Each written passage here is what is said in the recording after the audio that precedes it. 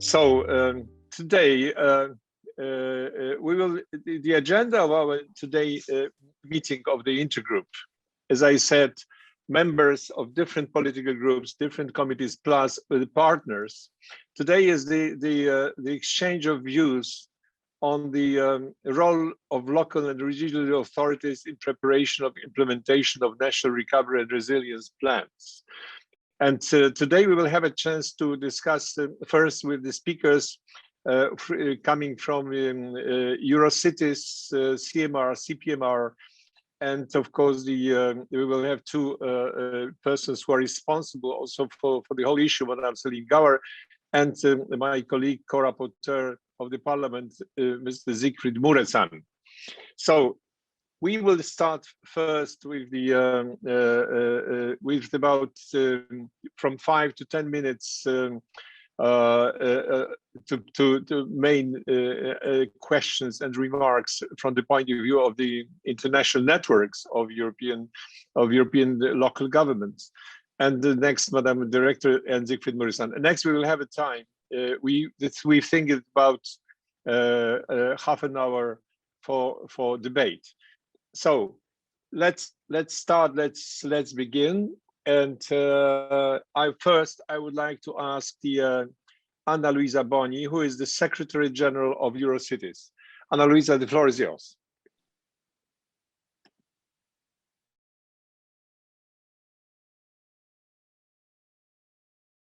Sorry, today it's not my good day for technology. I can't find the button, and I'm called Pietro. So no.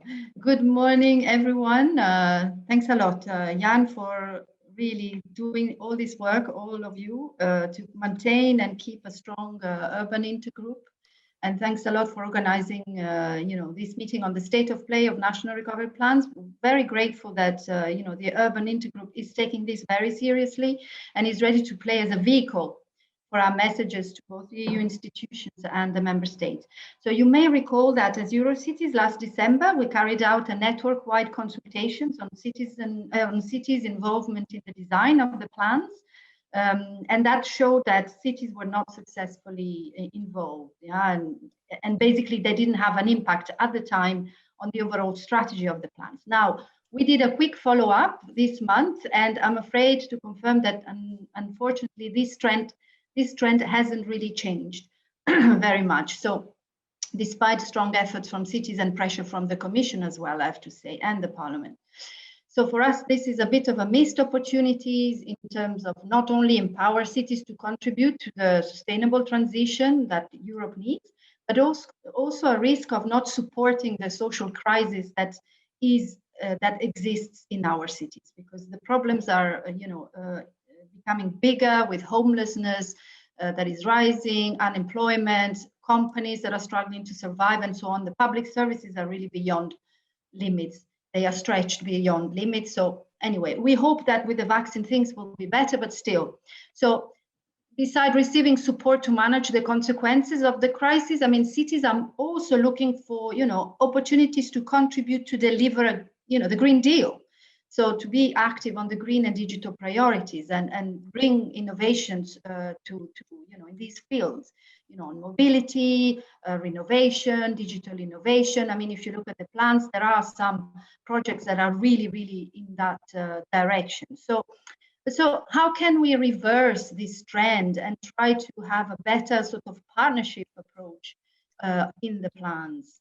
So what we think is that we shouldn't start from scratch, but try and build on what we have achieved already in this design phase, in the next phase, in the implementation phase. So, and we are very grateful for the efforts of the European Parliament to, push that the regulation on the Recovery and Resilience Facility would include cities. So that, and also Commissioner Gentiloni has been very, very constructive with us. We will meet Vice President Dombrovskis. We've met some people from the Recover task force. So we feel there is support, but we think that we should go into the implementation phase of the plans.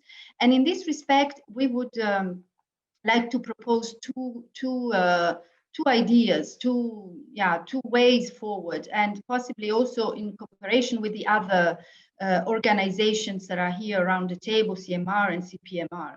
So the first one is the idea of having a structured dialogue with all the relevant stakeholders at EU level, in more specifically and more importantly, local and regional authorities. Now, we could think of adding other types of stakeholders to make a bigger critical mass, but I would say at least the networks of local and regional authorities. So the European Commission, we believe, could set up a structured dialogue in order to really go into the monitoring phase and look at how the investments are in line or will be in line with the EU strategic priorities and codes of conduct, for instance, in terms of the partnership principle, subsidiarity, the right level of competence, and so on. So the dialogue could, for instance, monitor the contribution to the Green Deal digital priorities and the EU flagships and EU added value. For instance, in our case, through multi-country and cross-country projects. The complementarities also with EU cohesion policies, as well as other centralized EU programs, because these interlinkages are super important and are not easy to, let's say, ensure at the local level with the capacity that we have, but also social and territorial cohesion dimensions through ex-ante territorial and social impact assessments and so on. And also, above all, I think this would be a very good win-win, the potential bottlenecks, the bureaucratic burdens, the red tapes, all the sort of, blockages that exist at the administrative capacity or blockages that would really block and not allow the measures and all the instruments to happen. So we have an idea on how this could be happening. It could be, a dialogue that could be built informally in the EU governance of the RRF. It's not easy, of course, but linking it, for instance, to concrete feedback mechanisms, for instance, those connected to the annual and midterm reviews. We could do that through, the intermediate and ex post assessments. We, in order to learn and readjust from the learnings, from those learnings, and so on. So it was more difficult to do it in the design phase of the plan because it was really a context of time constraints. But now I think it could be very interesting to do that now in the next phase. So the exchange could be at the technical level between the European Commission and our networks, but also then with other the institutions like the European Parliament, and of course find a way to work with the member states. So that's one proposal. The other proposal that we have as Urban Network is to establish city-driven pan-European projects in order to make sure that the recovery process that we are pushing forward will not be only national but also European, and will have a strong EU added value. We as cities, we really see opportunities to set up a set of strategic partnerships with national governments and the Commission to contribute to the EU flagships that are part of the recovery facility for the green and the digital transition. And the Portuguese president of the EU, the current one, Prime Minister Costa, has already welcomed this idea. And so we would like to really see if we can bring it forward in the context of the midterm review of the recovery plans, because the regulation already provides a good basis for cooperation of these multi-country projects. But we've seen that member states have not picked up that yet. They were too much into the emergency thing. But as cities, we are used already to work together to deliver such multi-country projects. And we think that it could be really interesting to set up an alliance with the Commission. And we look forward to explore that more in details in terms of, for instance, creating an alliance on city digital twins in the digital area, or urban reforestation in the green area, and really have projects where every city puts in that type of project in their national plan, and the different member states speak together to be able to make it as a European sort of contribution to one or two flagship of the recovery. So this is just two ideas. We are really trying to align ourselves with the other networks and propose things that can be, useful for also a sort of recovery that is territorial, not only urban or not only rural. You know that these linkages are very important. So we remain at your disposal to be able to explore these options, and look forward to hear what my colleagues can say, and also the European Parliament. Thank you very much. Yes, thank you, Anna Maria. Madam Director General, you have noticed, and I would like to welcome Siegfried Muresan, who is already with us, that this is a very special way of local government diplomacy. I mean, Anna Luisa Boni didn't want to be very critical. She was just giving you a helping hand on behalf of the Eurocity. But I think that this is the way to show when we see the weaknesses. I think that that's why the local government wants to be an active part. This is the way I understand Ana Luisa, and I think this is not just to attack, but just to see where we are ready. This is the voice, I think, very important. So now I would like to give the floor to Frederick Valliere, which is another Secretary General. As you see, we have all the Secretary Generals with us. Secretary General of CMR, Council of European Municipalities and Regions. Frédéric, c'est à toi.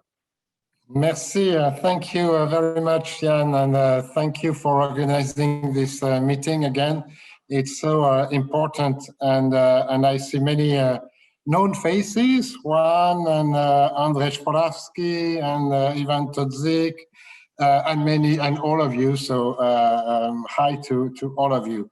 I think what you just said, Jan, is very important, because we don't want to be just the ones who are the little bees. It's the International Days of Bees today, and the bees that bite the institutions. We want to be efficient, and these recovery and resilient funds will be efficient if local and regional governments are involved in the design, and that's what we tried to do in the last period, to make sure that the national associations of local and regional governments were involved in the design of the national recovery plans.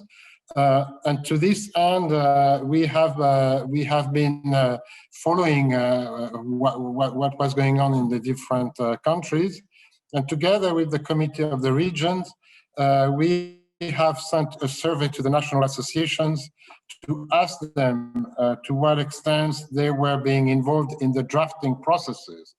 The conclusions were quite worrying, because despite the few positive examples of member states drafting the plans with the national associations and with local and regional governments, most of them did not really involve them in the design. They informed them sometimes. They invited them to meetings to explain what was going to be in the plans, but they were not really involved in the drafting and the design of the plans, unlike what President Ursula von der Leyen had recommended to the states. From discovering that draft plans had already been submitted to Commission services after the presentation to the local governments, or having 3 days to comment on 100 pages documents, it really shows that member states failed to involve correctly representatives of cities and regions.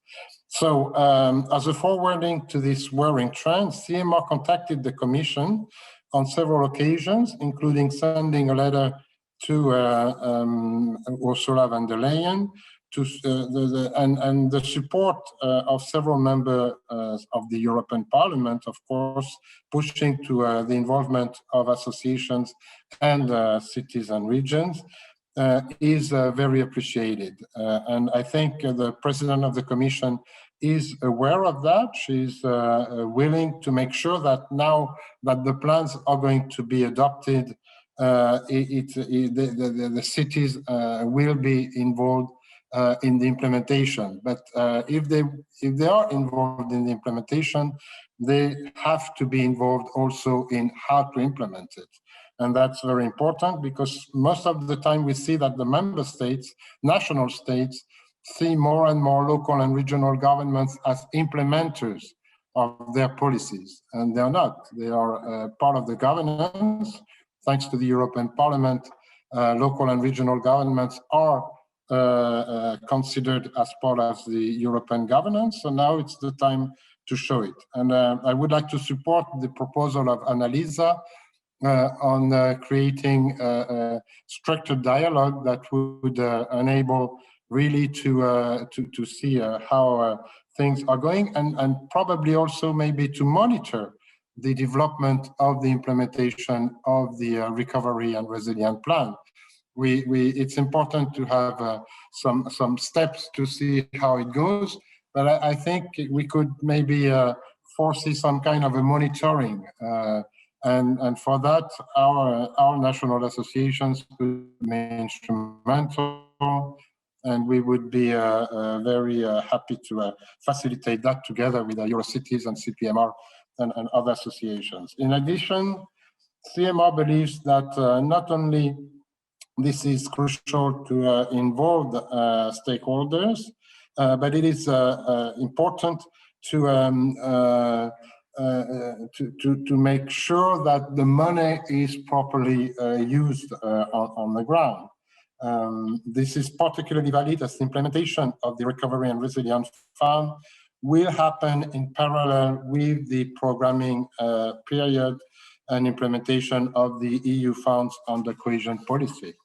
While the partnership principle and drafting of the partnership agreement under cohesion policy ensure consistency between the various EU funds disbursed in the countries and within a region, the national recovery plans are not submitted to this principle yet, and we believe that this would be important to do.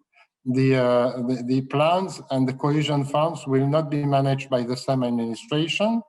It is of utmost importance that the member states put in place a structured dialogue also at national level with local and regional governments to ensure that any EU fund disbursed at the regional or local level is consistent with the overall local and regional development and investment priorities, and do not overlap or duplicate another EU fund. For us, it's important that this recovery fund is really targeted to new developments, and that it's not replacing cohesion funds or doubling it. Municipalities and regions see huge potential for the RRF to support their investment in key priorities, in particular in the green and digital transition, improving the energy efficiency of building, introducing or modernizing sustainable transport system, and supporting renewable energy are some examples of actions to ensure sustainable recovery at local and regional level. And this is also something that I would like to insist on. I think we have an opportunity to transform our continent and make it a sustainable and front runner in the transition towards a green economy. However, the implementation of the RFF must be adapted to local specificities and priorities. We have been claiming this right to invest further at local level, but we were very much constrained by the Stability and Growth Pact in the last years, which were disproportionately constraining local and regional governments before the COVID-19 crisis. What the crisis has demonstrated in the last month is certainly the need for accessible and affordable public services. And I think this is one lesson that we can learn from this past year, is the importance of local public services. Suddenly, the citizens have discovered that society could not work without strong and efficient public services. And this is something that we need to take on board with us, especially, of course, if we talk about healthcare.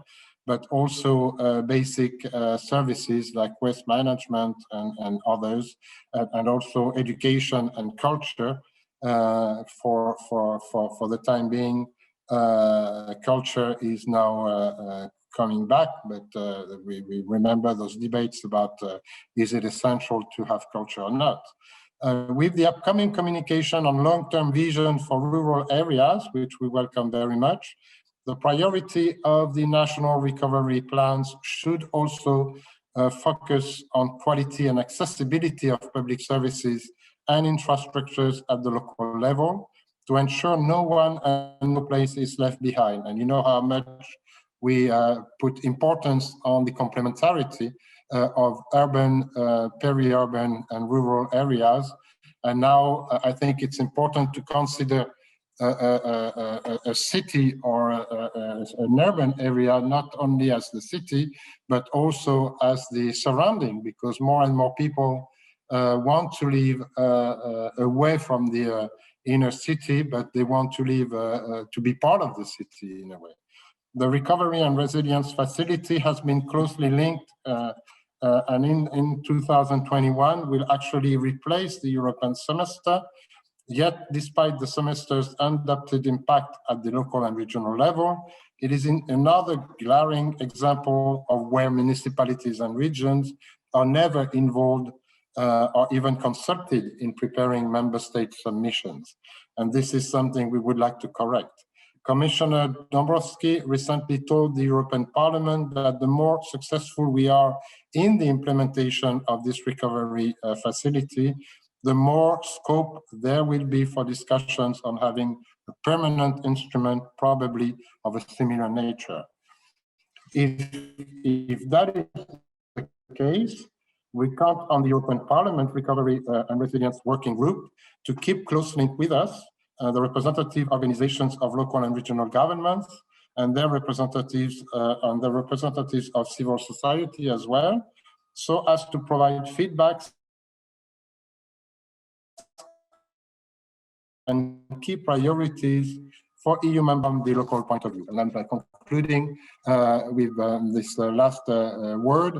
Whatever comes out of this crisis, be it a permanent borrowing instrument or revised framework for coordination of investment and reforms across the EU, we should strive to make the process more participative in order to better meet the needs and priorities of European territories and the citizens who live in it. Participatory processes will lead to more efficiency in the delivery. So this is our main message, and I thank you again, Jan, for facilitating this exchange. Yes, I think that what you said at the end, that the question of participation is not the question of political process. It's just question of efficiency. What I understood from you, and this is also the element which is important, that when we speak about resilience, the resilience, even if it's organized by the government, the resilience should be not only in the capitals. Resilience should be everywhere. So that's without the participation of citizens, without the local government, it will be extremely difficult to achieve the resilience. I think this is very important. So thank you, and I would like to give to this third Secretary General, from the CPMR, Eleni Mariano. Eleni, the floor is yours. Thank you, Jan. Can you hear me? Yes, absolutely. Okay. Lovely. All right. Look, thanks very much for the invitation. I think it's a very timely event that we are having ahead of us, because, of course, now we are faced with the important issues of the governance of our recovery in Europe, of the timing of it, which is important, of course, for all citizens in Europe, and the efficient implementation of the recovery in Europe. So I would like to remind, we all know where we are standing in terms of the context. We are coming slowly, actually, out of a major economic, social, and territorial crisis. We are having to use an immense amount of funds that they come down to the member states and the regions through different sources of funding. So it is important to actually guide our funds in a concentrated and efficient way to deliver recovery. And then we have the member states that are preparing the national recovery and resilience plans. And those will be, I think, fundamentally the guiding principles of how Europe will aim to get out of the crisis and have an efficient recovery phase into a new model, into a new economic model, which will be a lot more into the Green Deal and digital investment priorities. So this is where we are all, this is our setting, this is where we are living in, this is what we need to deliver, all of us. Now, all my colleagues, they have said, and I'm going to repeat it once more, the way that we want to go forward with the recovery has to be inclusive. Because that is not because we represent regions and local authorities that we say this, it's because a lot of the investment priorities are competencies of the regions, because we have investment funds like the Cohesion Policy that is run mostly in Europe by the regions. And because unless we associate all socioeconomic actors in major crises like the one we are facing, we will not have a sustainable recovery in the future for the new generations. So these are very objective reasons for actually associating all those that they should be associated and be full partners in the implementation of the plans. Now, as the other associations, we have also done our homework. We don't like to talk out of the blue. So we have made surveys on our regions to see how much they have been associated, how much they have been contributed, how they see the way the recovery plans are being worked out. Not only because of their involvement as such, but because of how the priorities design meet their own investment priorities and how the whole circle is rounded so that we can deliver what is expected from all of us so that the citizens will go back to their normal lives eventually. So we have, of course, analyzed, and we are in the process of still analyzing the national investment, resilience and recovery plans that the member states have submitted, and we are still forming our suggestions on the subject, but we already have some risks that we have identified for which I will make part to you immediately, and I've done the same in the informal council of the ministers that took place earlier this week. I said exactly those issues that we fear were really stressful for an effective recovery. So now it's important, Jan, that you have brought together, of course, the local regional authorities, but also the Director General of the task force and the other MEPs that they listen to us, because I think we can now, as my colleague said, look into the implementation, since the results of our survey demonstrate really that the association of the regions in the drafting of the plan hasn't been sufficient. This is really little to say, in a way, to some extent has been inexistent. So, and that is of course pitiful in a way, because it's what regions are actually doing to deliver their plans in the economic development of their area, and they have been active in actually being able to work with job creation already, like years that during the pandemic. So anyway, now this has happened. We would like then to ask the members of the European Parliament, Jan, all these members of the European Parliament that they are listening to us, that they associate the regions, they associate the associations, like it's been said before, to the already recovery and resilience structured dialogue, which is in place between the Parliament and the European Commission, and it kicked off some days ago. So we would really like to be able to associate the regions to that kind of structured dialogue, because that's already an ongoing process, a structure that is in place. And it would be useful that regions are associated to that particular work for contributing anyway into the implementation, because that's the phase we are at now. And for the Director General of the Recovery Task Force, I know you review all the national plans. This is what you're doing now with your experts. We do our little work in our office, but you do, of course, with experts about these kinds of plans and how they contribute to the recovery of Europe. I know it's not a requirement per se, it's not an assessment criteria to really see how regions have been associated to that, but I would really call upon you to look at it in a way, how efficient the plan at national level will be if the regions would contribute. If we look at it in that respect, it's not about judging the member states, it's more about looking into the efficiency of the intervention. And this is where we are at today.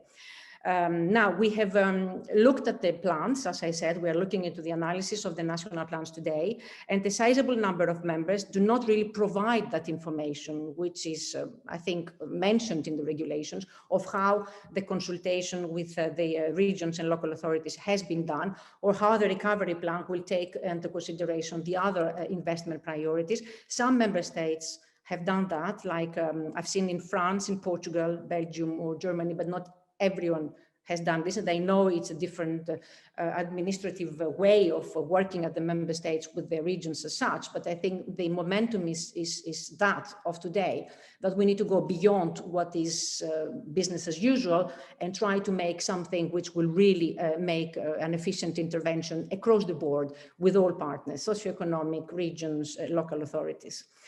Now, I would like to remain a little bit on one aspect that I stressed a lot when I was speaking to the informal Council of Ministers, because that was the main aim of the meeting, the complementarity between the various instruments that are at our disposal for the recovery. And one of these huge instruments in place for decades now is the cohesion policy, which is really, regions are very, very much active on the subject for many, many years. And of course there is, I know it's not the same thing, we've heard it so many times from also colleagues from your task force, Mrs. Director General, that the two instruments are not the same. I understand, but the national plans are delivering a specific list of investment priorities. And definitely the cohesion policy are doing investment priorities. They are selecting projects. So I would really hate to see some sort of competition at regional level of which project goes where. Given the political, momentum today for the national plans being delivered and all the member states working on that, we're a bit worried, and our members are worried in the survey we did, that a lot of attention is being paid in the national plans, in the projects going into the national plans, and some of the partnership agreements on the cohesion policy are delayed. So we don't want to jeopardize one investment policy priority or one investment policy direction vis-a-vis the other. The complementarity is something which is even a legal, it's mentioned as it's an obligation, as a legal requirement into the recovery and resilience regulation. So it has to happen somehow, but a lot of member states, they haven't really defined that specifically, how they want to avoid the double funding or projects that they are overlapping. And this is not about setting a structure at national level which is going to oversee the whole thing and nationalize the whole thing to make it simpler and to avoid duplication. It's not just an administrative matter. Nationalization, a policy which has worked forever, it's not because I heard that I heard that in the exchanges of the ministers that it's a simple solution, let's do that, and everything is perfect. It's not an administrative matter. This is very important, that we continue to really touch the citizen via the investment priorities they are choosing, and their local and regional representatives voted by them are proposing. So this is the setting, and I think this is a setting which works, and we need just to take advantage of the fact that has worked in the past and make sure that we actually utilize what has worked in the past and introduce it into the recovery strategic framework we want to create with the national plans, because I see it as such. Despite the kind of the differences, there is a lot of commonalities between the cohesion policy. I mean, in the investment priorities or the direction we want to take for the post-COVID recovery, digital and green, it's all the same, it's all there. And we have been doing it and we will continue to do it. So I think it's important that this is really made in a way that, there is complementarity in timing and in the investment priorities, and they all start now, not we delay the cohesion policy so that we can start the other. It's member states, they need to make sure that the whole thing, the whole effort is happening now with an urgency, of course, because of the shorter term of the recovery, the resilience fund, but also for the cohesion policy, which will make sure that a long-term project can see the light, and they will be contributing to the overall aim of recovery and resilience. That's the whole point of the exercise, isn't it? Another little issue that we had from the survey, and I think it's important to stress it as well, is that you may have an issue of administrative burden because the different rules in terms of management and reporting are not the same. And there sometimes you have the same organizations dealing with that and then really having to apply different rules. That's something that needs to be looked at, I think, somehow. A third risk, which I really think it's an important one to mention, is that because the implementation rules of the recovery and resilience facility are easier, I fear really that a lot of beneficiaries would opt for that funding opportunity and leave the cohesion policy for, not selecting it as such because they think that it's a bit more, a little administrative burden is a bit further complicated. So this is another additional element because, and I think it's up to the institutions and also the member states and ourselves representing the regions and local authorities to make sure that the whole thing, the whole effort is not, phasing out, is really building up. And this is the moment to do it now. It's now the moment to do it. We should not just let cohesion policy fall apart because we implement everything that has to happen in the resilience and recovery. And then all of a sudden we're looking back and say, what have we done?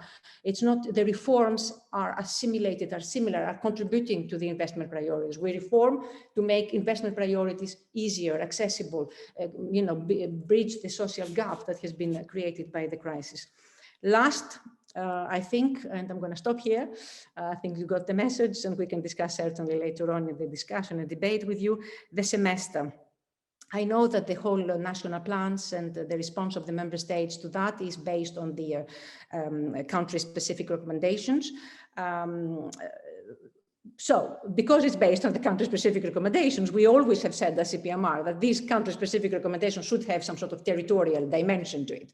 You can't expect that everything will happen, at that macroeconomic level and be implemented at the local and regional level with the association of cohesion policy and the recovery and resilience facility. Without having some sort of aspect of territorial dimension to it, because otherwise we will not see the results. We will not see the guiding principles that they need to happen, not just at high level, macroeconomic level, but at the local level, at territorial level. So this is a plea again to make sure that we look into that aspect. So in the name of efficiency, it's the whole exercise here, the whole discussion is we need to be efficient and we need to be, in what we do to complement each other, to complement the funds to make sure that we come out of the crisis we are at. That's the thing. I'm going to stop with a nice metaphor. I like it because we come from a maritime region. So I would like to tell you that the recovery boat has sailed. And on this boat, we are all together in it, and we all have our specific competence and contribution to make. So we need to work together to steer this boat to safe port. So let's work together in complementarity. Let's not create competition. Thank you, Jan.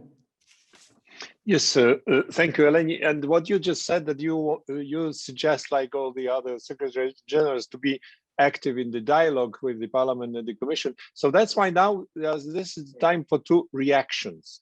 One reaction will come from Madam Director General Gauer, and the other reaction will be from Siegfried Muresan, who is what we call in the Parliament, as you know, one of the RRF person. So he is our RRF person, one of the two in the Parliament. So if you have anything for the Parliament, please address Siegfried. So first, Madam Director General, I have some remarks concerning the questions to you from the very beginning. As you see from the speech of the main networks of local and regional government in Europe, first is the question of feeling of responsibility, or co-responsibility for the whole issue. I think this is one was very important, and this is like with sailing, what Eleni said. This is just we are responsible for the whole ship, and this is the openness and the willingness to participate. Second element, I think, which is I would like you to answer the question. This looks very theoretical, but it's very practical. we are ahead of us a completely new exercise. The exercise for the local government, national government, and European Commission. Up to now, we have the experience with the shared management. And this is about cohesion policy. And the question, what all the funds, etc. This is, we have the experience, we know the good points and weaknesses, etc. Now, with the recovery and resilience, we are entering in the direct management of the fund, which is limited in time. So the question is, what just Ellen you just explained, but the other Secretary Generals, is the question of complementarity, not only between two policies, but between the two completely different methods. So I think that what we see in the governments, national governments, that they understand the direct management as the centralized management. And so this is the problem, but this is not the centralized management of the government. This is the direct managed by the Commission. So the question is, in fact, what are your remarks? What do you see when you listen to the local government, the regional governments will say how you want to implement in designing and implementing the direct management of recovery and resilience? And of course, this is the question also to Siegfried Muresan, because we will have to do it in the Parliament. And as you see, many remarks we had, they were remarks you made during the preparation of the recovery. So first, Madam Director General, what is your reaction to this? Because this is, I feel this is the new exercise, and you are in a very difficult situation. This is a kind of experiment. Please, the floor is yours. Thank you very much, and so good morning again to everyone, and thank you very much for having me with you this morning. I was very much looking forward to the discussion, but the very practical and concrete suggestion that I've heard really make it even better than I would have imagined. So I'm very, very grateful to that, and I'm sure that this is just the beginning of a dialogue, because we need exactly this type of very concrete and specific comments. A few words, and I will try to cover the different points that you have raised. First, and that's something that you have all underlined, I think it's a different instrument. It's a national instrument under direct management. It's different than the structural funds we know. This being said, as you all underlined as well, we need to have complementarity between the two, because the material scope of the facility is roughly the same as the scope of the structural funds. The investments, as you all said, they're the same investment. The priorities are the same priorities. There is, of course, one huge difference, which is that we have reforms and investment, and not only or mainly investment as in structural funds, but for all the investment dimension of the facility, we are talking about the same thing. So that's the first that's the first thing. We have tried at the beginning to see whether we could delineate and say some of the things will be for structural funds, some of the things will be for the RRF. But it became very, very quickly clear that it doesn't work in this way, simply because the scope is too overlapping.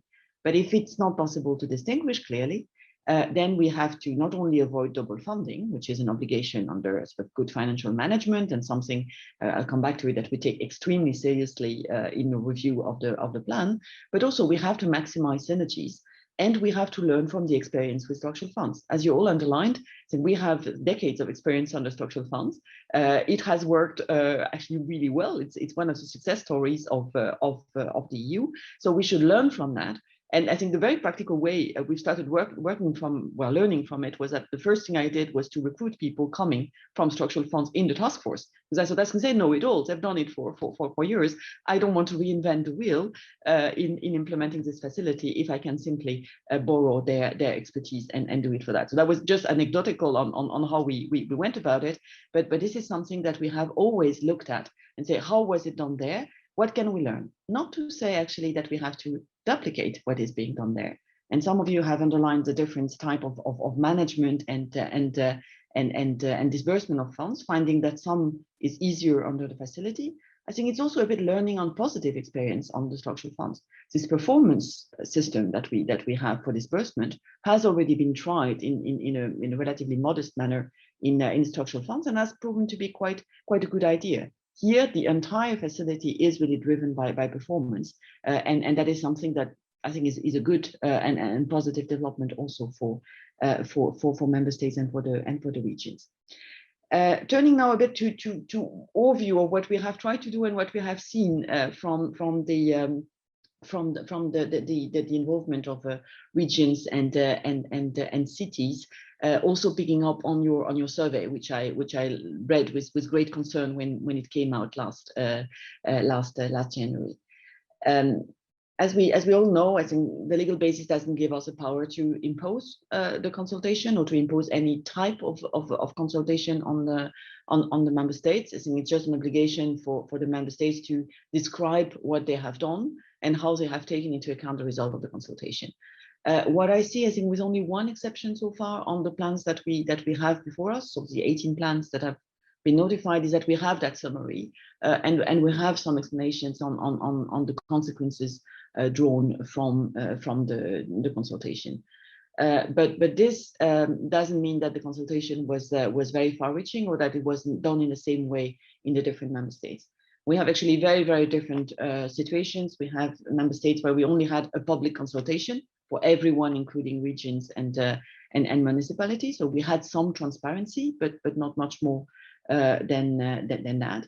Then we have also countries where we've had really dedicated sessions and structured interaction with the local level. So we have member states who have looked at the plans as bottom up, sort of asked regions and municipalities for what they wanted, what their needs were, and try to build that into a plan. We have member states who have had a complete top-down process, and I think both were completely acceptable under the facility. Also in the way in the negotiation, the regions and cities have been involved. We've had cases where the regions were sitting at the table with the central government. And we've had cases where we never saw actually the regions or even knew exactly what the member state was doing, and they were only being debriefed. Let me underline that actually you have challenges with both approaches. If for those that were completely bottom up, what we have seen often was a difficulty in getting a clear steer and a clear strategy and a clear national review on the recovery. And this was a challenge. We've seen in one member state issues with rolling out charging stations for cars, for giving you electric cars, for giving you a concrete example, where basically you only had them in part of the country because only one of the regions was interested, which made it completely inefficient. So it's not that starting bottom up is without its challenges. Conversely, if you only had it completely top down, then we had a lack of ownership at local level, which was not good, and then had to be remedied later on. And also one word of comment, I think it reflects the internal organization of member states. We normally had more involvement in the federal member states than in the others, but not always.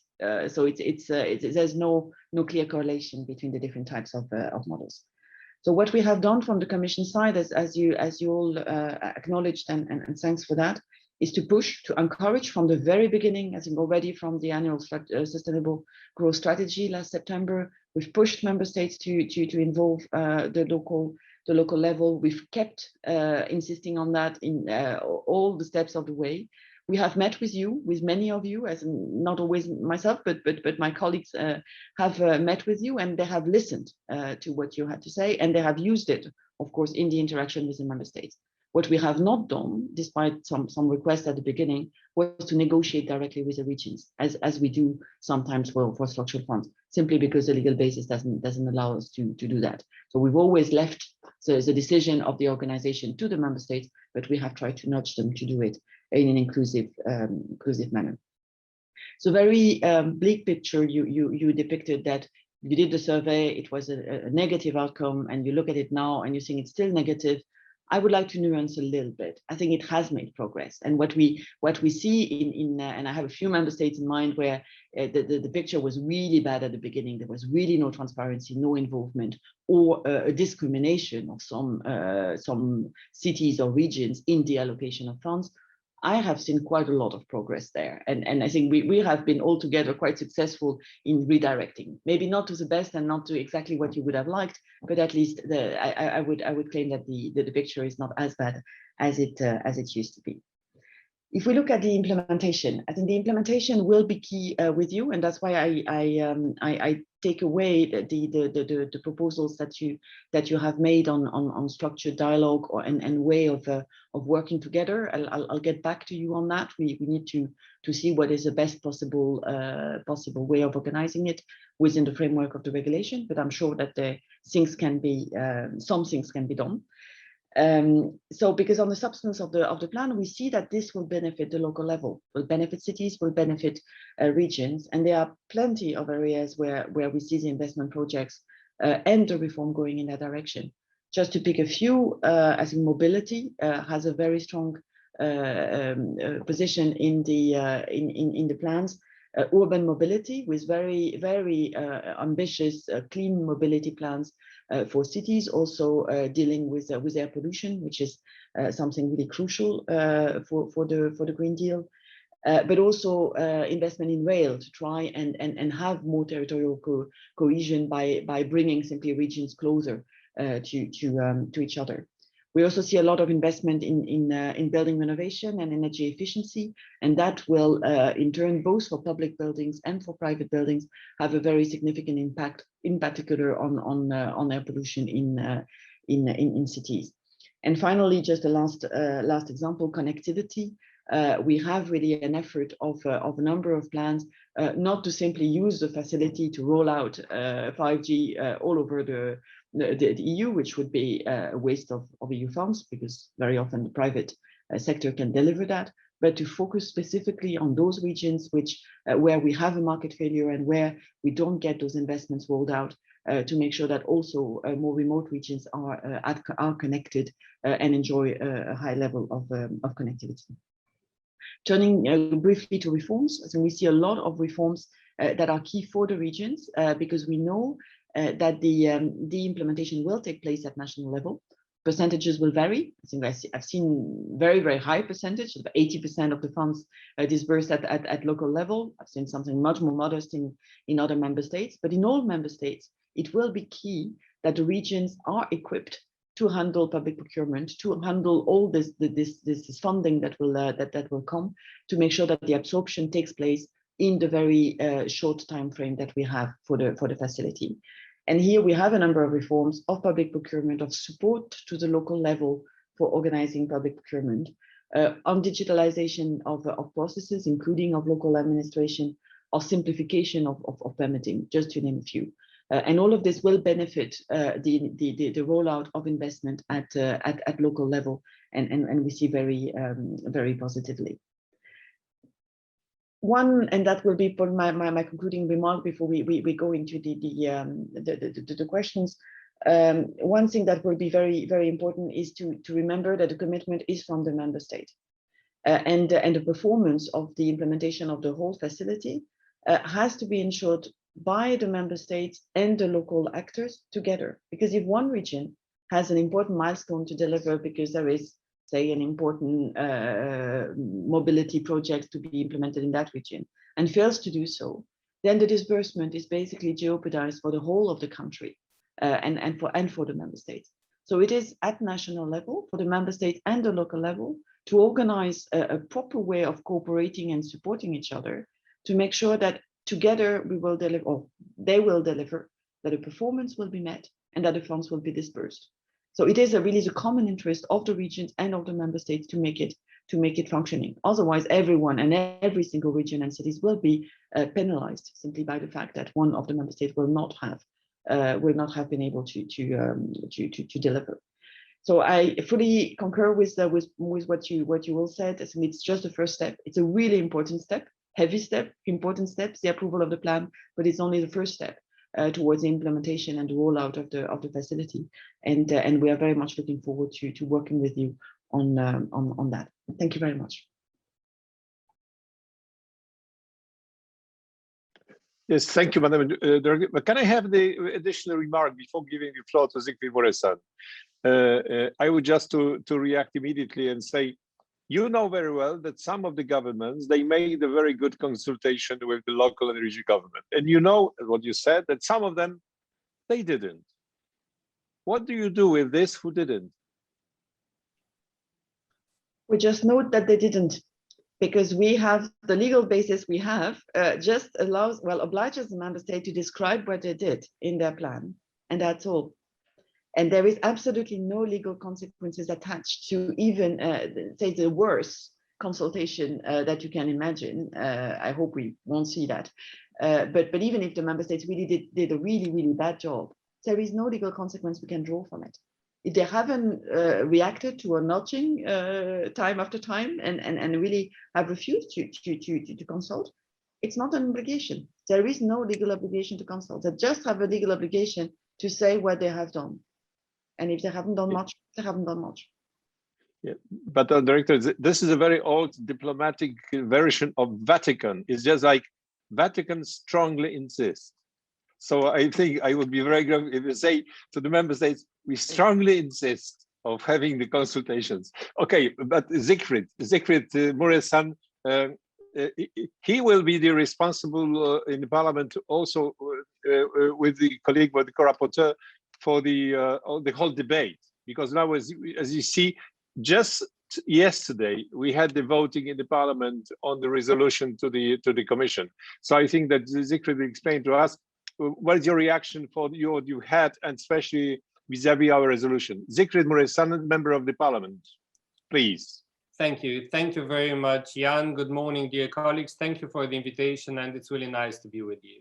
Firstly, how do we see things from the Parliament? We view the Recovery and Resilience Facility as the largest package of economic support ever created by the European Union, and this is why we believe that it is essential that money is well spent, and it is essential that money is spent in transparency, and that money is spent according to the needs on the ground.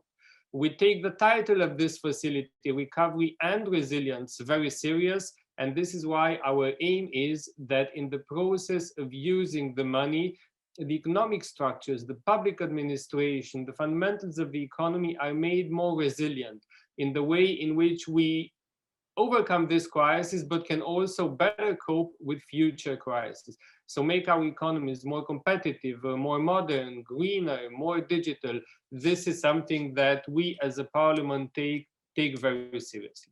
Now, where are we in this process? Partly it was also said by the Commission. So far, a significant number of member states have submitted their national plans to the European Commission. The plan according to which they say how they intend to use the money. It is 18 member states. This is the most recent figure that I have.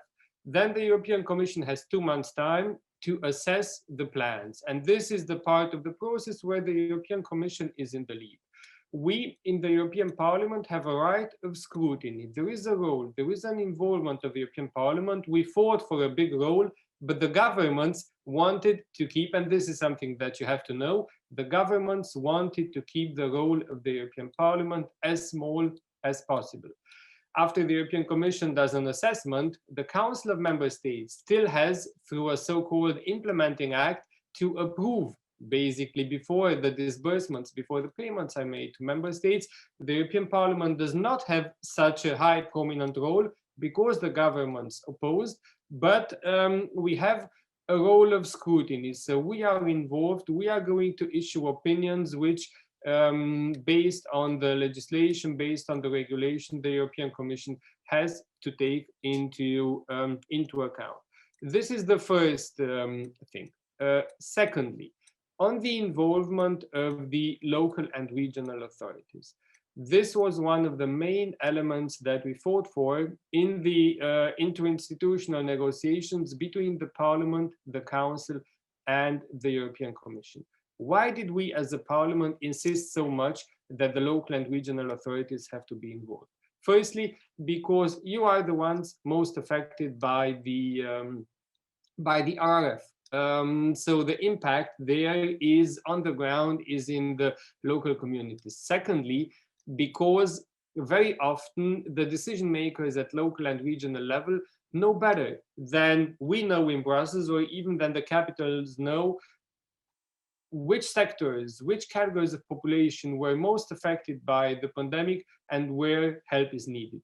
Thirdly, why we insisted for a big role for local and regional authorities is because we wanted this facility to be an inclusive one, and we wanted this facility not to be a political one. We did not want this help to be something which is decided between a government and, the functionaries of the European Commission. We did not want this to be a political tool in the hands of the governments, but we wanted, the national recovery plans to be done in the most inclusive way possible.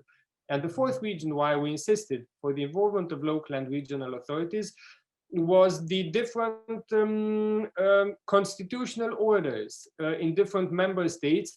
In some countries, the regions have a very prominent role in the administration of the country, and we believe that has to be reflected also in the Recovery and Resilience Facility. This being said, and I want to be very clear on this, we in the negotiations wanted the involvement of the local and regional authorities to be something, of a binding nature. And I have to say, it was the Council, first and foremost, strongly who opposed this, but the European Commission didn't help us in that either. They were together, Council and Commission, advocating for a limited role of the local and regional authorities. We fought, and the most that we managed to obtain is that local and regional authorities, as was described until now, they have to be consulted. The result of that consultation is to be submitted to the European Commission, and then the Commission can only do exactly what the representative of the Commission has described, come to the conclusion that that's good or not good enough. We would have wished, that to have a more binding character, but the fact is that, due to the opposition, particularly from the Council, but also from the Commission, and this is known, it is not, unfortunately, part of the assessment. So because we in the Parliament attach a big role to it, please, whatever observations you have, bring it to the attention of the Parliament. The end result, as you know, the Commission says, because the legislation is as it is, the end result might not change. But of course, if there are shortcomings in the way in which local and regional authorities were involved, please bring it to the attention of the Parliament. We can use it in our process of scrutiny and try to flag it, speak about it, and so on. Secondly, if you have, because we shouldn't be negative primarily, we should also see how we can improve things, how we can shape them. If there is any positive ideas, any positive remarks, suggestions from your side, as well, try to use all channels to feed them into the process, and I encourage you to also use the European Parliament for this.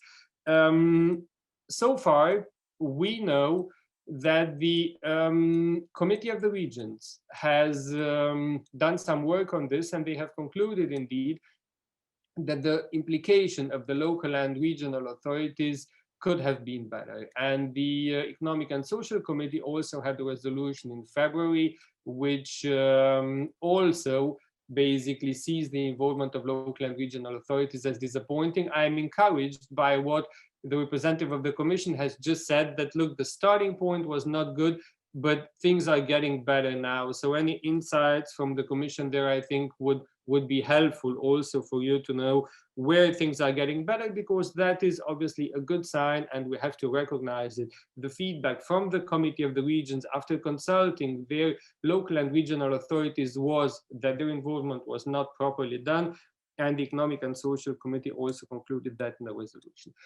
Now the assessment done by the European Commission is just at the beginning of the process, because the scope of all of us is that money is used, the sooner the better, and that it is well used. And this means implementation.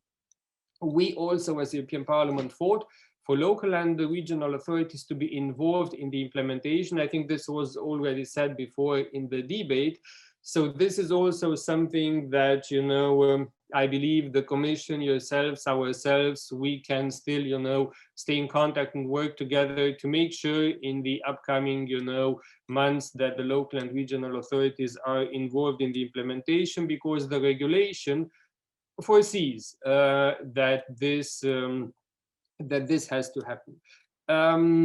Some of you spoke before about the proper use of EU funds.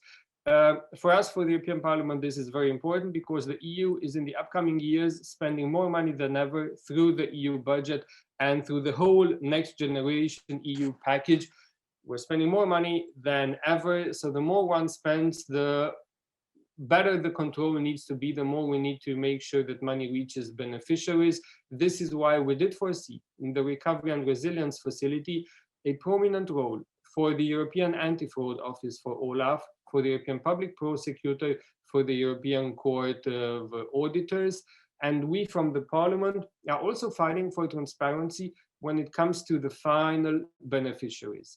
And here, the European Commission and the Parliament, we worked very well together, also throughout the negotiations. It was the member states here who were opposed, and I'm really counting that we, the Commission and the Parliament, managed to stay together in achieving to do the following. To have a database in which the government shall feed in all of the data and information with regards to the final beneficiaries. That will be a huge boost in terms of transparency. The European Commission is obliged to create that database. So any details on where that process, Ms. Gower, is, we would very much appreciate. I think they would be interesting for our audience as well. So the European Commission will do that. We in the Parliament strongly support it. There is some opposition from governments of member states. So whatever you can also help us to put the pressure and increase the pressure on governments to participate in this database, which the European Commission has to incentivize governments to participate in, but it is not 100% obligatory, compulsory for the governments, unfortunately, because they opposed it in the negotiations. So the Commission wants it. They are very strong on this, and we, the Parliament, support it. But we have to also bring the governments to the table to incentivize them to participate in this. That's it from my side. Really looking forward to the discussion. And once again, thank you very much, Jan, for the invitation. Yes, I think that please look at the chat, because there are very interesting remarks, and I would like to start with the question which is coming from Hans Verdon from Rotterdam. In the RDF negotiation, the Commission is very insistent to ensure synergies with the RRF. How are we ever able to do this at the same Commission is saying there is no basis for enforcing consultation with regional authorities? As a managing authority, we have competences, but there are limits on what we can accomplish. So I think that, Madam Director, can you just react to this? This is all the time about the complementarity of different policies, and of course you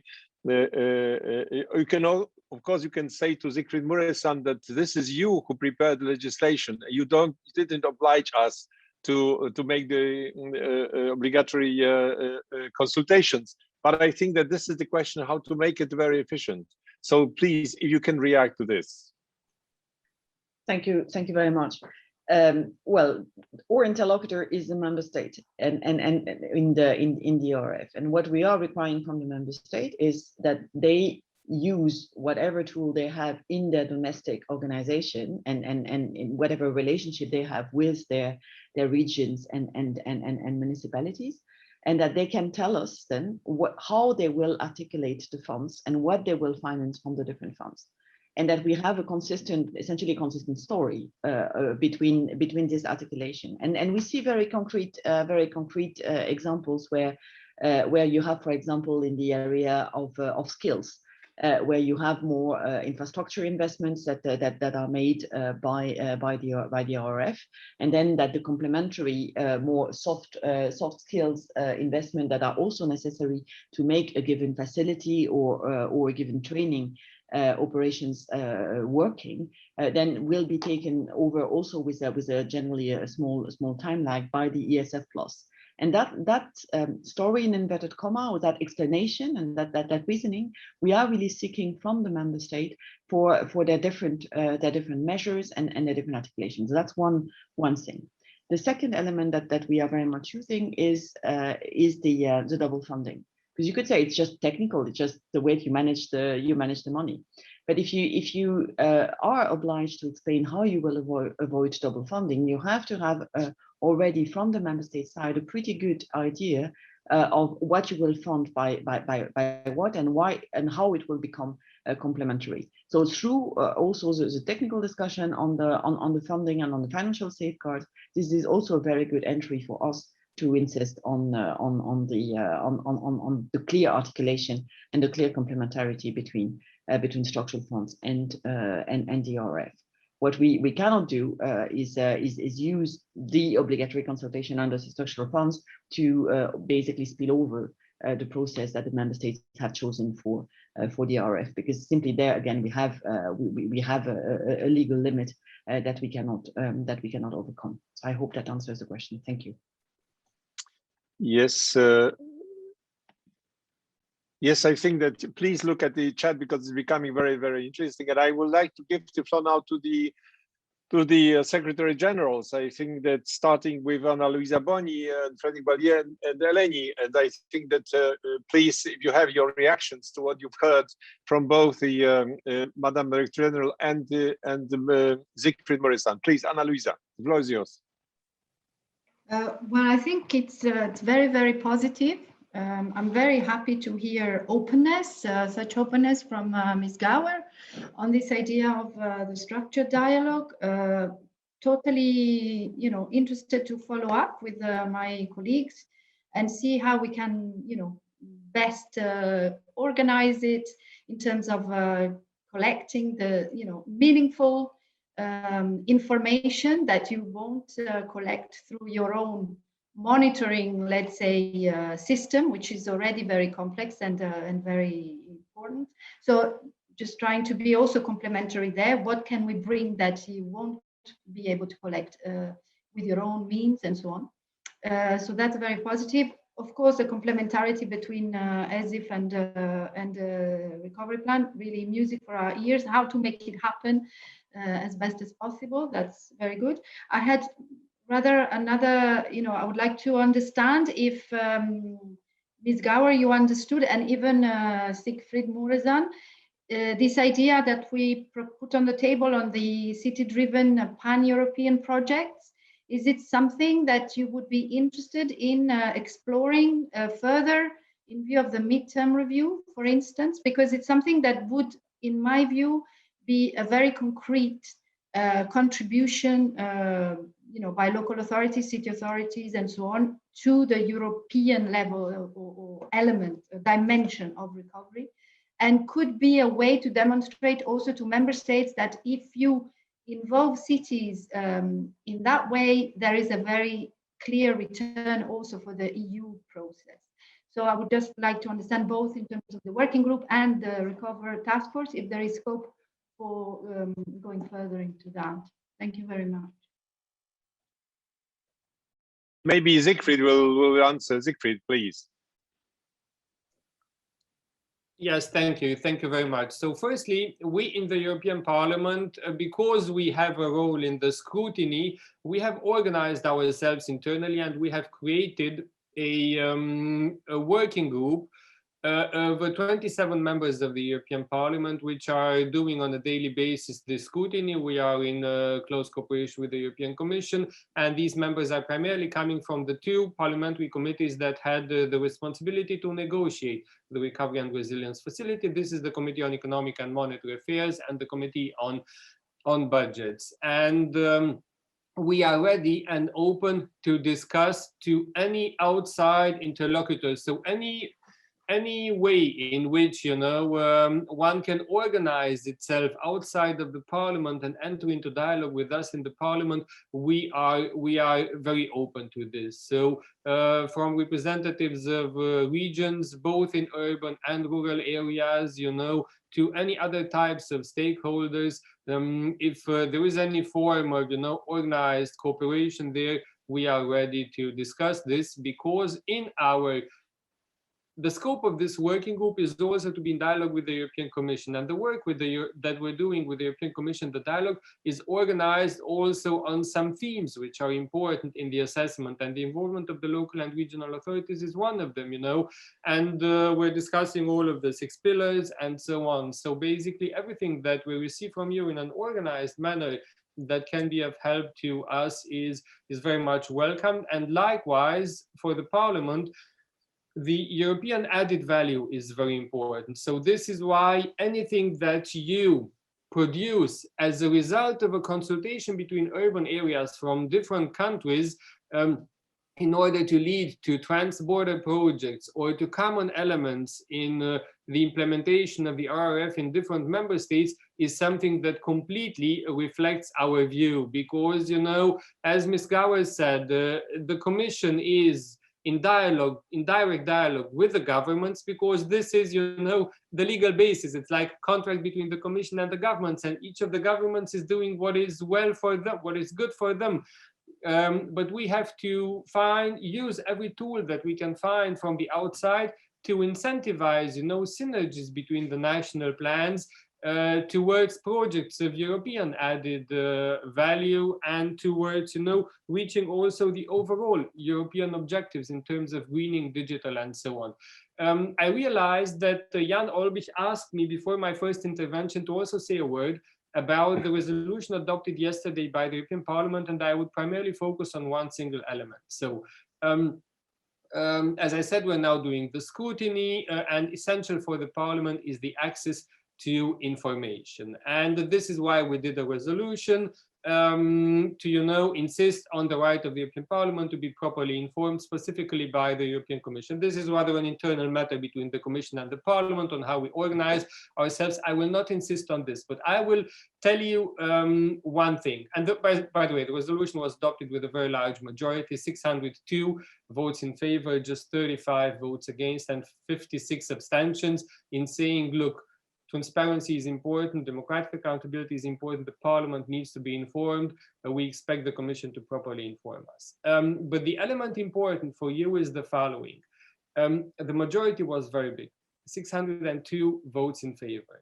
The only delegation of members of the European Parliament which voted against this resolution was the delegation of members of the European Parliament from the current governing party in Poland.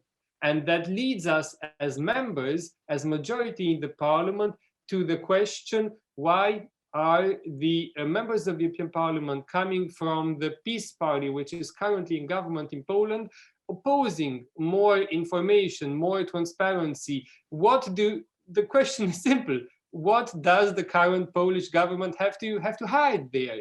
And that makes us more suspicious, including on the involvement of local and regional authorities, because we know there were formal consultations, but were the recommendations and the demands of the Polish regions, which are very successful and very strong and very important, were they really included in the plan by the government? And this is something that we will look very closely to. And I would like to also draw this alarming signal towards the Commission, the fact that, the governing party in Poland says no to more information, and this should be, kept away from democratic scrutiny, should be, an alarming signal. And then the members of the European Parliament from the party which is currently in government in Hungary abstained. So not so aggressively opposing as the Polish governing party, but still, having reservations about the right of information and more transparency. And that is also an alarming signal. And we will be looking closely into this. So also, if you have any insights into these two countries where, as I said, we have concerns now, it is something that we would appreciate. Thank you very much. Yes, if I can add something, because I think that thank you for mentioning example from my country, from Poland. I saw Andrzej Porawski, who was applauding this remark, because we absolutely agree with you. Unfortunately, we agree with you. And I think to Anna Luisa Boni, as you noticed, and I think that my colleagues from the parliament, they will tell you that if we are fighting for transparency, that the parliament should be informed, because we as a representative of the people. So if we have the information, it means that you have the information. This is like we have to work together, because we are fighting for transparency as a democratic body. So if the parliament and our scrutiny group has the information, of course you will have the information. This is the maybe commission is not obliged to do something or not, but we parliament, we are fighting for transparency and we will do it. So I think this is, but I think the before giving the floor to Frederick, to Madame Director General, there was a question about the European project. And any ideas of the effort of the Commission to reinforce this dimension? I mean, European projects. Thank you very much. Yes, I'll come to that in a second, but just to underline, I think that on the transparency, we are really committed to help you get as much as possible under the regulation. As we have shared and will continue sharing the plans as soon as we get them. We're also working, really trying to help you in terms of translation. Well,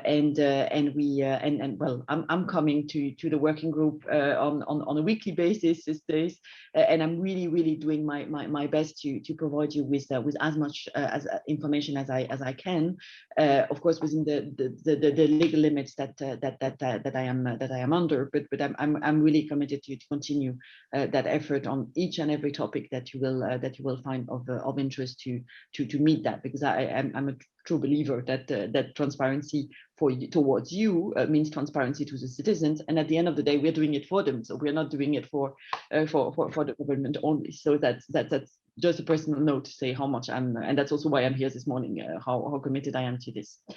On the multi-country projects, it's actually an interesting dimension that initially we thought, maybe because we are EU bodies, we thought that this was a great opportunity to have a lot of multi-country projects, and we equated at a bit delivering on EU policies with multi-country projects. And then while discussing the plans and working more on them, we realized that actually this instrument is not maybe the best instrument to have a genuine cross-border project like we have under other instruments, like the Interreg program for the structural funds, or like the Connecting Europe facility for bigger infrastructure projects, because those tools are really meant to be cross-border tools. They are designed for this, and they have structure and governing structures and reporting structure and funding structure that are meant to be cross-border. The plans, on the other hand, are performance-based instrument where each and every member state is responsible for the delivery on its own plan, and the integration of cross-border element to that is actually technically quite difficult. This is actually why the member states, in this complementarity spirit that we've discussed before, have rather carved out the genuine cross-border project to the cross-border instruments, and have used the RRPs to finance their more national projects. Does this mean that we don't have EU added value? Of course not. Because when we see what they have in the plans, actually they are delivering on the EU priorities. If you think energy efficiency in buildings, it's been something that for a decade we've been pushing, not always very successfully. We know they're lagging behind the targets, and here this is an opportunity to deliver on this. E-mobility, the same. It's an EU policy. We have EU instruments for that. We have EU legislation here. It's an opportunity to deliver on this. So they're delivering on EU priorities, but through national projects. We have, however, a number of multi-country and cross-border projects. Multi-countries, a lot of important projects of common European interest, for example, that do bring together some contribution by member states. They are there, they're important because they also have a very strong signaling effect, but they are not, and we shouldn't be surprised, I think, that they're not dominant. Now, this introduction to come back to the cities. I think for the cities, there is one thing that I find very, very promising. That's the mission on cities. And we are working and will be working even more once we are beyond the approval of the plan, because the current period is really difficult, together with the colleagues in charge of the cities mission, to try and see how we can, within the framework of the plans, because the plans will be there, they will not be changed every single year and completely revamped. They may be adjusted or targeted, but they will not be completely changed. So within the measures that we already have approved in the plan, how in the implementation we can, through the cities mission, bring some consistency and some coordination to really also have visible ways of bringing the cities together and to deliver on that. So that's clearly on the to-do list for right after the approval of the plan, and we are already again in very close cooperation with the colleagues involved in the cities initiative. So that would be my answer. Thank you. Yes, thank you. So I have the two secretaries general, but of course I didn't forget that we have some questions on the chat. So now the secretary generals, and next we will go to the chat and to the questions to the speakers. So Frederick, yes, the floor is yours. Thank you, Jan. Well, first of all, thank you very much, Mrs. Goer and the Mr. Siegfried Murasser. I think it's very good that we can have this exchange, but I would be a little bit less optimistic than my colleague Annalisa. And I would like to say that we started this meeting by saying that we wanted to be partners, and we want to be partners. But you know, it takes two to dance tango, and in the case of Europe, if we want to dance Madison and do a nice line, it takes much more people. So that's something that is for us very important. And I think, you know, when you say, Mrs. Goer, that unfortunately the Commission has no legal power to reject a plan that would not involve local and regional governments, I think there is something about that, because it's bad governance not to involve the stakeholders. It's not only, you know, just a way of doing things. If the municipalities and regions decide not to implement what their government is asking or imposing them to do, it won't work. The plans won't work. So in terms of efficiency, it's really important that they are not just seen as implementers. And this is a tendency that we have seen in the last years, unfortunately. More and more cities and regions and local governments are seen as implementers of policies where they don't decide. And this is not proper. And I think I thank the Parliament to help us in trying to ensure that we are involved.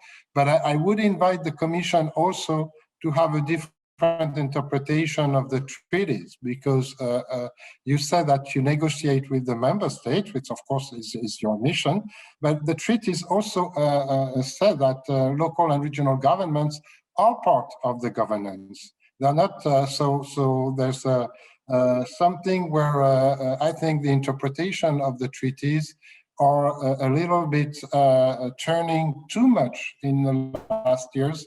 The leadership of the decision-making processes between the Council and the European Commission, and I'm sure the Parliament will agree with me on that.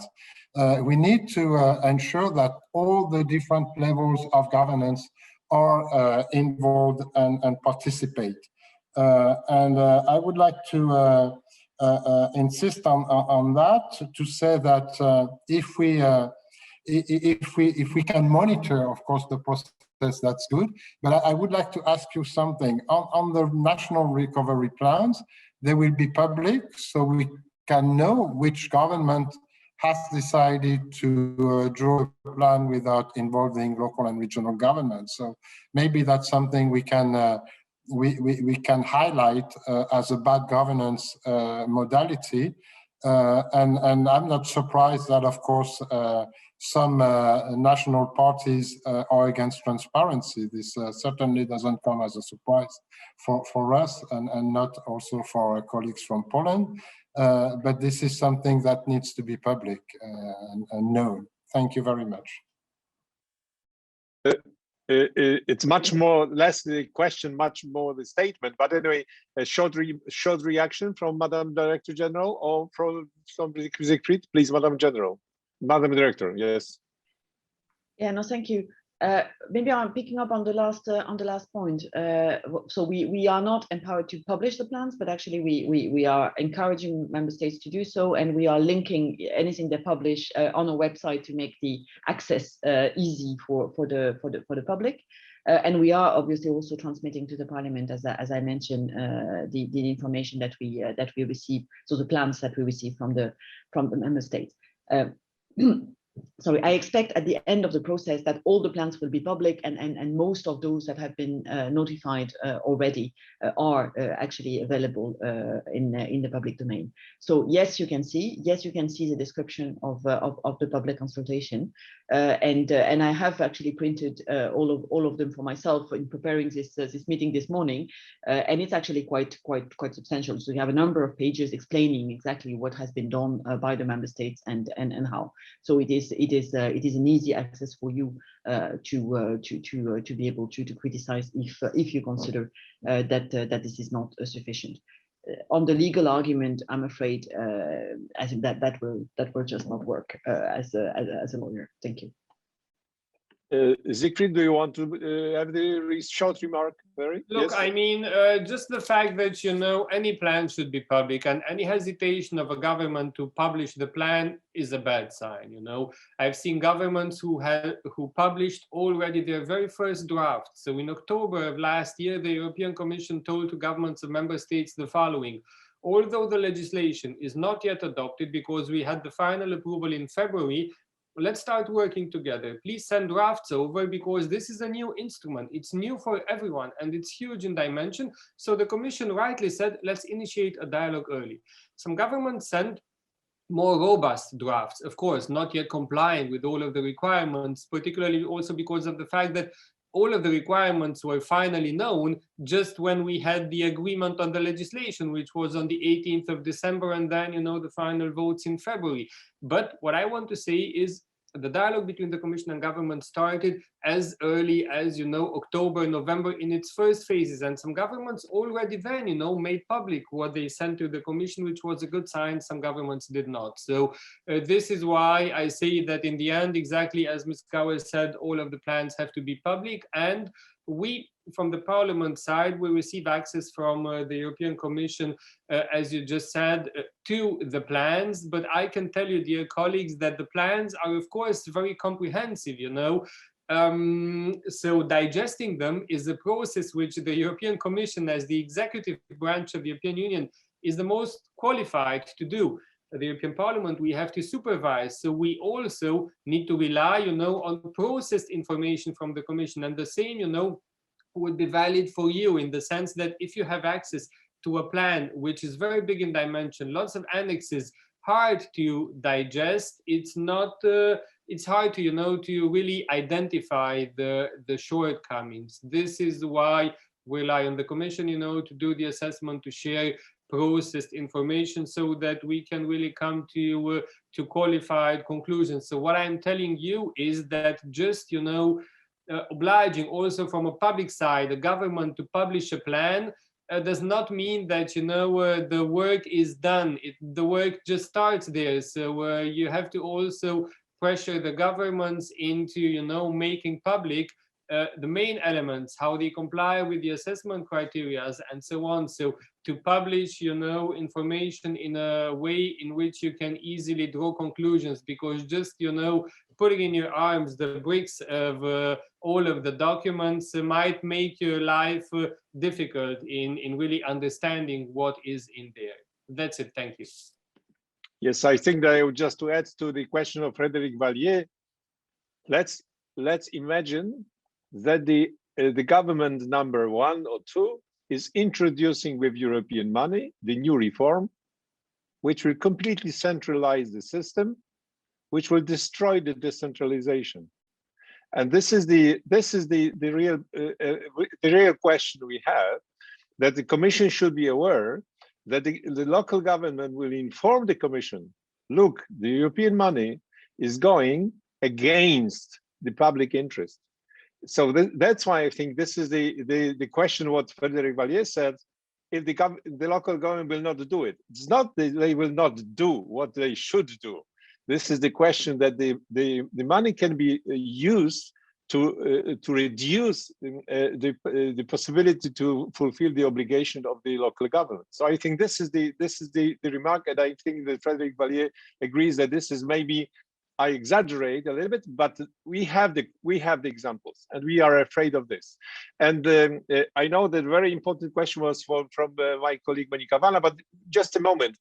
Eleni, you are the next Secretary General. What's your reaction to this? And then I will give the floor to other colleagues, please. Yes, just the quick reaction to what has been said so far. I understand this is a contract between the Member State and the Commission. This is clear. However, the Commission has the possibility to assess the plans. The Commission has the possibility to actually set recommendations by the country-specific recommendations to the Member States. And the Commission has the possibility to actually advise the Member States and look eventually, because this is a legal obligation, what is the complementarity with the partnership agreement on the cohesion policy. So the Commission has the possibility to influence the recovery direction and the recovery priorities that the Member State is suggesting. And I would like us to be able to say that we can count on the Commission to do that, because I think this is an important element. The Member State has, of course, the recovery of its own Member State. And you as Commission, as a European organization, has, of course, the validity of saying how this contributes to the values, as we mentioned, transparency, etc., of the European Union, and efficiency and complementarity with other tools to make sure that this plan is really delivering on the ground. So the Commission has the tools and they can do that. And we would like to be able, I understood Siegfried said, it's open, the working group, for us to make suggestions on behalf of our region or the regions ourselves into what we witness could be a breach of some of the fundamental principles of the European Union, which we can do. And it will be great if we can have this open door to the task force that evaluates the whole planning until the implementation then plan comes along from the Member State, to see whether there is, a risk or several risks where we can witness eventually and advise you and hopefully address the suggestions we may make. That will be, I think, a good way to actually, accelerate and avoid any kind of missing opportunities to that respect for the efficient implementation. Thank you. Okay, so I understand that this is the kind of suggestion. I would like to now if you look at the chat, we have some very long questions. Let me just make them shorter. One of the questions is about the in retail, and this is the retail has added value for society and contribute to livability and vitality and safety of citizens, etc. So I think this is could retail be involved in the European level as well? We have another question from the Peter Austin. Can cities and regions have a role in using and controlling the shared database, especially since it will not be 100% compulsory? And we have the question from Monika Vana. I don't know, Monika, if you want to take the floor to ask the question, or do you want me to read it? Monika, please. No, that's okay, Jan. Thank you very much, and thank you for the lively discussion today. I have a short question, because Annalisa Boni and others have mentioned the social crisis and whether it's addressed sufficiently in the plans. And as women are the group of the biggest losers of the crisis and affected most, I have a question on the guidelines of the Commission for Gender Equality. Because, the European Parliament wanted a gender impact assessment obligatory in the or for the national plans. The Member States refused, but there are very good guidelines of the Commission now that the Member States have to explain how the plans contribute to reduce gender inequalities, for example, gender-based violence or on the labor market. And the Member States have to demonstrate gender mainstreaming in their plans. And maybe the Commission can elaborate a little bit how this will be implemented and how the Commission will follow this criteria. Thank you. Yes, for this who don't know, the Monika Vana is one of the very well-known member of European Parliament from the Greens. Yes, Madam Director General, can you just react very quickly for this question, please? Yes, thank you very much. So starting with the question, can you have an open door to the task force and bring to us any worrying sign that you see in any of the plan? Yes, of course. Yes, you can always write to us. You can always contact us. Our availability at the moment in meetings is quite reduced, but write to us. We always read. The answer you get is very often very neutral, because that's what we can write, but we read and we pick up on whatever worrying sign you sign. So don't hesitate to flag that to us.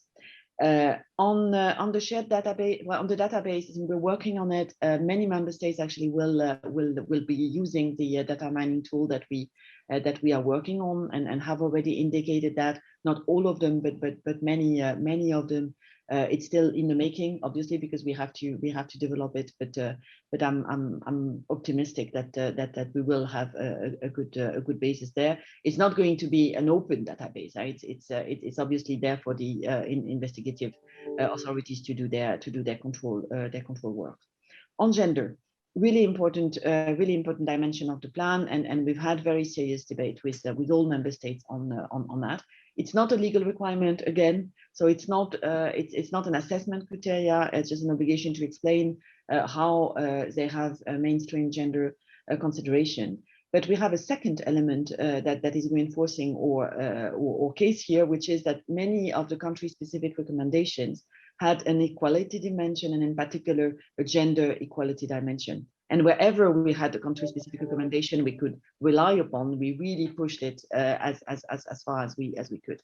What we see in the plan is that there are quite a lot of good examples. Increased participation of the women to the labor market, also by social services and by development of care facilities that would free a bit the women from their care duties or from the care obligations. So that we see quite a lot. Also some targeted support mechanism to favor the entry to the labor market. We also see some specific measures for education and increased participation of women to STEM studies, to ICT studies, to try and avoid the segregation of jobs between men and women. So quite a number of promising elements in the plan. And but it's again just something that we have pushed member states to do, but for which we had no legal power to impose. Thank you. Yes, thank you. And the last two questions I have. One is going to the remark of Siegfried Muresan, who said that we need a kind of organized way of working with our group. And there was the question also on the chat. Maybe it should be a kind of city task force, which is the kind of organizing, which was also in this first speech of Anna Luisa Boni, the way of organizing the elements for the partner for the structural dialogue. I have also a very interesting question from Ivan Tosic from Budapest.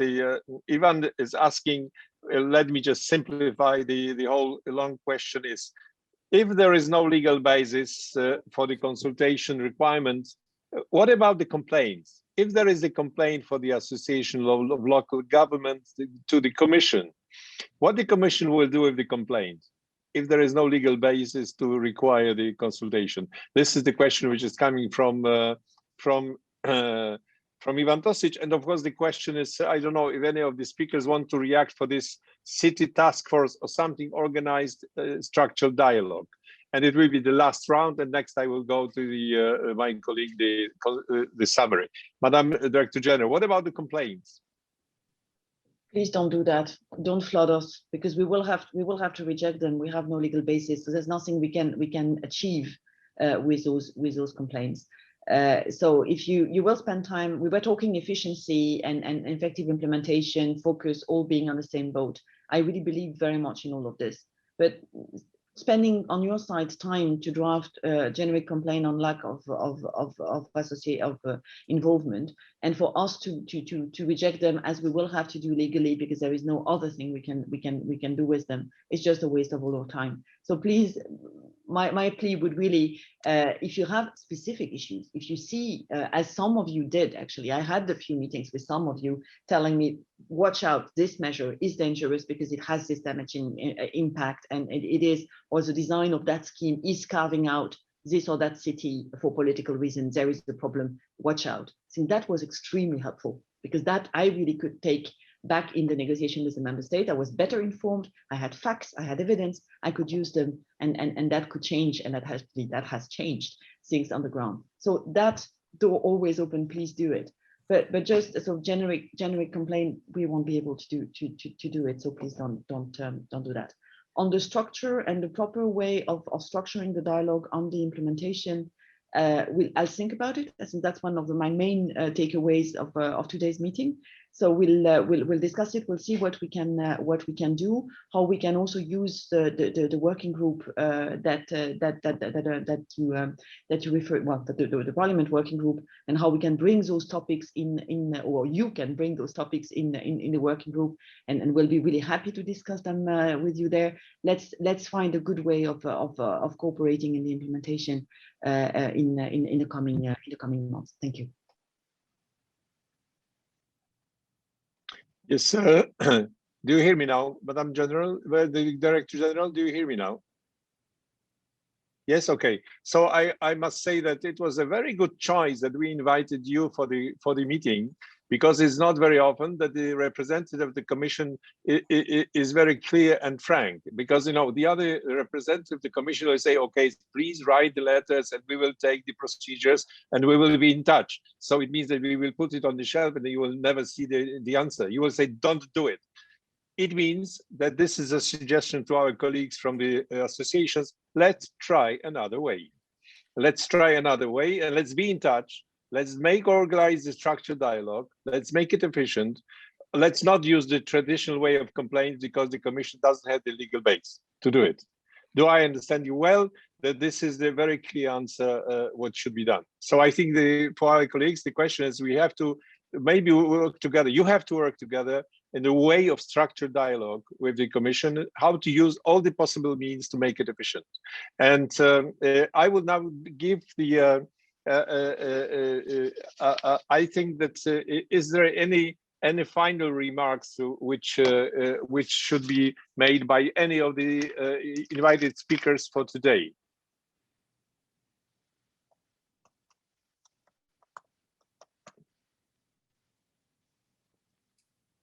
I don't see, I don't know. Okay, if it's not the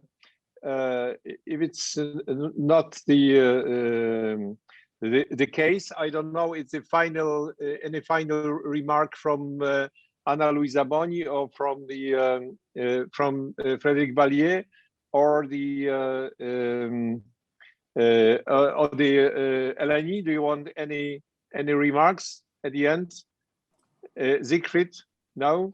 So I think just a word of appreciation of the exchange. I think it was a very fruitful meeting, and and then we look forward to both work with the colleagues here and also with the Commission. Yeah, I was just trying. I was waiting. I was trying to provoke you. What about the city task force? I mean, the kind of form of cooperation to work together. But this is among you, so this is not. Yes, we can follow up with those that have launched the idea, and then also with the other, network of local authorities. We need to understand what makes sense to do in terms of, on one side, giving in the sort of input from local and regional authorities, and also see how we can work with other parts of civil society, economy, and so on. How we can bring all that together in an efficient way, and that makes sense. So we'll work it on. Thank you. So today it was much more about how. The question of what I think the question of implementation. I hope, if you agree, that we will organize another meeting in some months about implementation. But now I would like to give the floor to Andreas Schieder, our Vice President of the Urban Intergroup, to make the conclusions. Andreas, the floor is yours. Yeah, thank you, Jan, and thank you also for organizing and giving this excellent morning today, and also thanks to all these speakers. I just wanted to as a summary, maybe to go back to the point to remind that the crisis which is the starting point of all the debate which we also had today was the virus, but also was not only a pandemic and the health crisis, also was showing up that there is specific attention has to be paid to the healthcare system and infrastructure, that there is a deep economic impact and there is an even deeper social impact. And as Monica Vanna also mentioned, there is of course huge groups which pay a higher price of the crisis than others. For example, women are one of those, of course, socially marginalized. The young generations are also others. And also what we see is that the urban areas and the cities, of course, some kind like under a specific glass where it shows even stronger the divides and the problems in the society. So the effects on cities and urban areas are even stronger. So then we have to say the recovery plan and all the approaches of the European Union was also an historic strong signal that Europe managed to do this, to settle this up, to finance this, to find a compromise, and was relatively quick when we take in consideration how other decisions in the European Union is taken. And also, I think we were all quite happy when we also read that in the plan it was very inclusive, the idea to create public debates, including social partner, regional and local authorities in order to give the answers. And what we learned also today, that of course the proof of the pudding is the eating, and we see it did not taste as sweet as it was planned, because the involvement of especially local authorities in the development of the national plans was not as it was. I want to take your attention also that the European Parliament just this week adopted also a resolution which is making clear that there has to be done improvement, which is also associated to the question of the dialogue, which was very discussed at the beginning. The question of database, I think, is a very good one. Scrutiny, of course, is one. And also to take in the experience of the structural funds, one of the rare decade-long success stories, would have expected other ones. I think it was a very good occasion today to put on the table where it went good and where there is still a place. And I think the feeling which everybody has today is that we are on the same side, working for the good issue. So therefore, I especially want to thank the speakers, with Céline Gauer, especially for also this open approach. I think this is the most important, that we have all the feeling, the cities, the associations, and the member of the parliament have the feeling that in you we have also an ally on this issue, and not only an open ear, but also an open ear.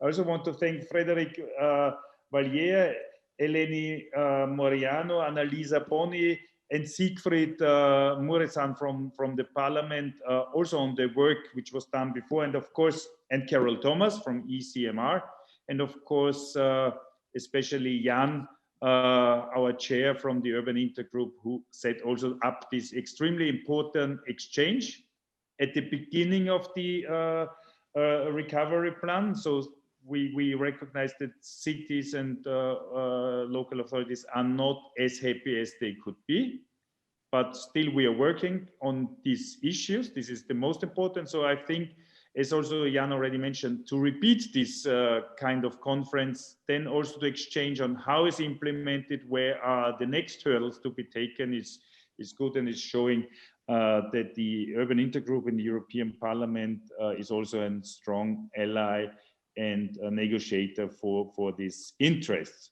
So again, thank you. I think it was really exciting morning, and good luck in the implementation of the projects. Yes, thank you, Andreas. Please look at the chat, because we have the invitation for different webinars which are organized.